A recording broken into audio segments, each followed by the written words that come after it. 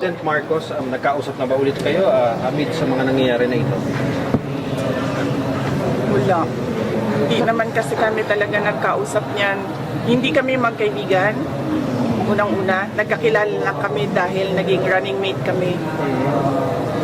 So, bago pa man kami naging running mates, hindi na kami nag-uusap. Nagkausap lang kami during campaign at dahil sa trabaho noon. Basta ngayon, hindi na kami Pero nag-uusap. kailan po yung last na Ang kaibigan ko talaga si Senator Amy Marcos. Kilala niya ako since 2012. Pero ma'am, kailan po yung naging last na pag-usap na po ng Nung nag-tender ako ng resignation, yun yung last na nagkausap kami ni President Ma'am, do you think Marcos. kung si President Marcos magsalita para sa inyo and on behalf of you, ayos kaya itong nangyayari dito sa Kongreso? Alam nyo, kasi madami hindi nakakilala sa akin, pero mag-share ako konti ng ugali ko. Hindi ako humihingi ng tulong.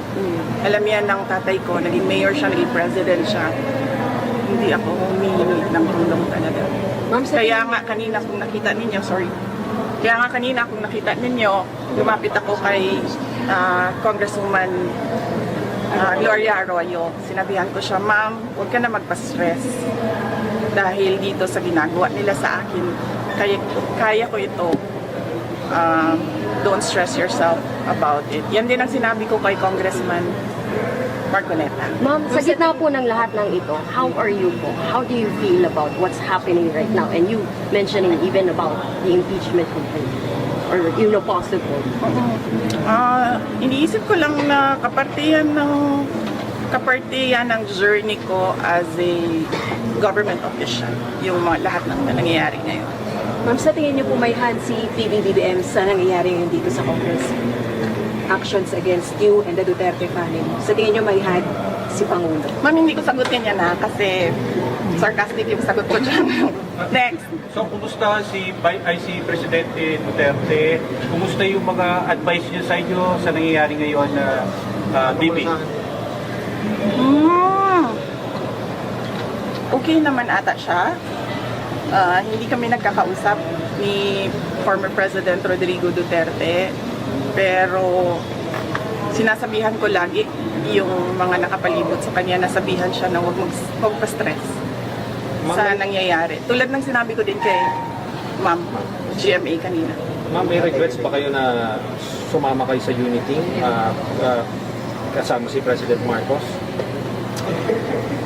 Medyo mahaba kasi yan eh. It needs a sit down. Sit down tayo, ma'am. Opo kayo. Anyways, Kasi ba yung sinasabi niya this is targeted para sa 2028, hindi kayo iboto ng mga tao. May basihan ba yun? Magkano na ba kayo sa 2028? O siya ang nagsabi. Yung Pero kayo, sino yun? Privileged speech. Yes, yung nag-privileged speech. Siya yung nagsabi Pero kayo ma'am, na huwag pagkatiwalaan. Yan ba yung gusto or nag-aambisyon mag-presidente? Siya yung nagsabi. pero kayo ma'am, wala Pero kayo ba, tatakbo ba kayo 2028? Noong 2019, tinanong ninyo ako kung tatakbo ako sa... Noong 2017, tinanong ninyo ako kung tatakbo ako sa 2019. Tama ba yun? Noong 2019, tinanong ninyo ako kung tatakbo ako sa 2022 at sinabi ko na mag-a-announce ako kung tatakbo ako or hindi January 2021. Sinabi ko magsasagot ako January 2021. Ngayon? Sa ngayon, this very minute, magsasabi ako kung tatakbo ako sa fourth quarter ng 2026.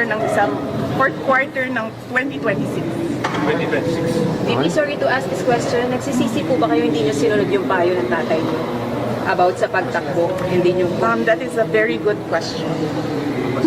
Needs a sit down. Bibigyan kita ng pakunti ngayon.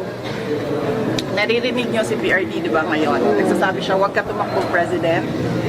Ngayon, sinasabi niya, yan din ang sinabi niya noong 2021. Huwag ka tumakbong President.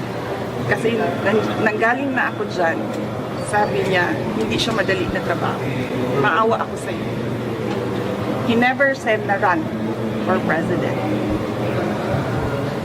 Ma'am, never again na po kayo to deal with the Marcoses. Yung sasabihin pa si Ma'am Joy. Oo, ayos o yun. Pero ma'am, mga never again na to deal with the Marcoses. Oh, never again. Why, ma'am? Sit down tayo. Sige, ma'am. Kailan? Kailan niyo gusto, ma'am?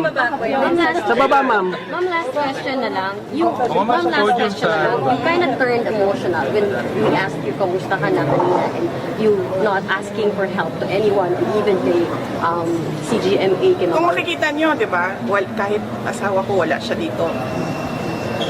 Hindi ako tao na humihingi ng tulong. Sinabihan ko lang yung asawa ko kanina, sabi ko, maghanda ka lang. Kasi sabi niya magluto ako, sabi ko, okay, sige magluto ka lang for dinner. Sit down natin, ma'am. Ma'am, kailan ma'am you sit down? Ma'am, kailan niyo sit down? Sharean na lang kita. Joke lang. Tanggalin yung mic. Ma'am, sharean ko sila. Ano na, ayusin na namin. Ayusin namin. Never again.